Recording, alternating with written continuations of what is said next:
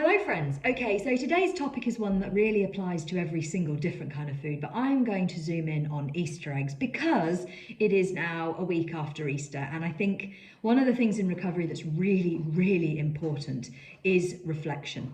And we have to get brutally honest with ourselves in recovery and reflect, and then use those reflections to enact change moving forwards. We have to look at things and learn and then carry that information forwards with us to make change.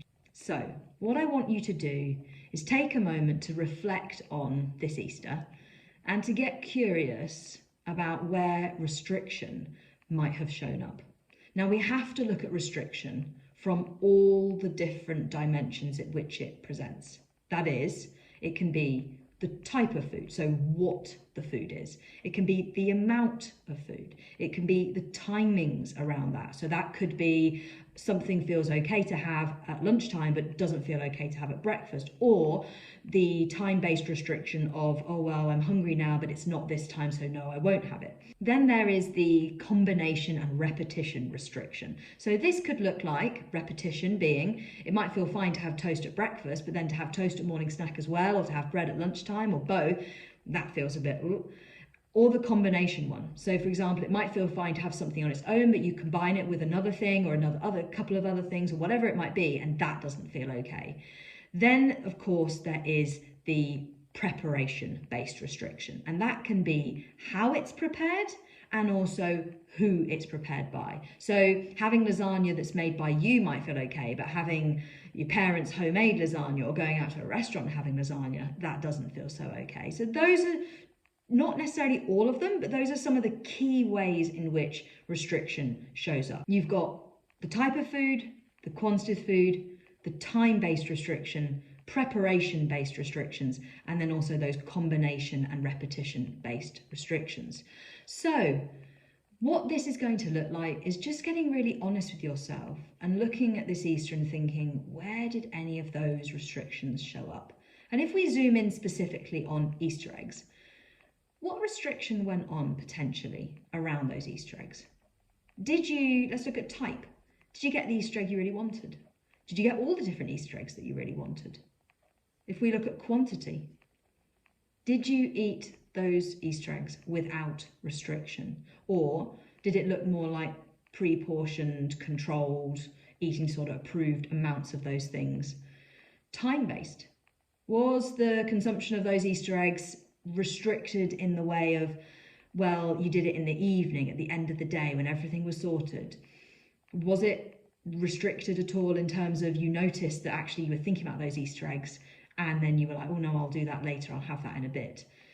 If we look at the preparation in terms of who offered you them, was there opportunity where someone said, oh, would you like some of this? And you were like, oh no. Was there opportunity where, I don't know, someone had made something that was Easter related, Easter baking, and they offered you something and you said no because it'd been made by somebody else? And then also, what about that combination and repetition? Did you eat the Easter egg, but it was sort of on a once per day kind of, right, this is what I'm having basis? Did you find it okay to have the Easter egg as pudding, but then to have pudding and Easter egg, that felt like, oh no, and that was resistance there. It's really important that you get really curious about where any restriction might have been showing up. And the reason that this is important is because sometimes I think we can fall into that trap of going, well, I had an Easter egg. I had the egg. Just in the same way that we can be like, well, I eat pizza, I eat cake.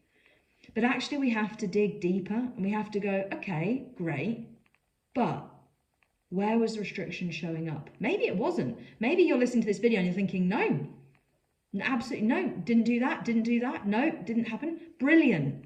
Spot on, give yourself a big pat on the back, carry on, keep adding to those wins, because that is what needs to be happening. You need to be eating without restriction. But if in this conversation it's got you reflecting and thinking, oh, actually, yeah, no, I did. I tended to put that egg on a plate and have the certain amount and then be like, right, now that's done. Or, oh yeah, no, actually, I was offered some nest cakes and I said no. And, you know, looking and getting curious about where restriction might have been showing up. And the important thing here is you don't need to wait till next Easter to take action based on whatever you might discover here. You can go down to the top. One, there are probably still Easter eggs. I know there's definitely Easter eggs still on sale near us. I'm sure there's probably Easter eggs still on sale near you. If there isn't, there's definitely chocolate. There's definitely all sorts of other things that you know realistically you could practice this technique with. That you could look and go, okay, well, what about pizza, for example?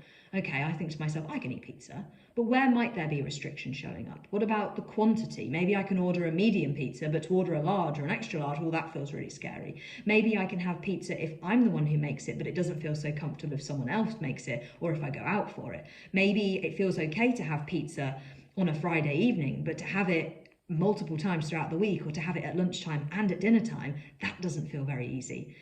This technique is something that is really, really useful in recovery. As I said at the start, reflection is critical as you move through your recovery journey, and it requires you to be really brutally honest with yourself.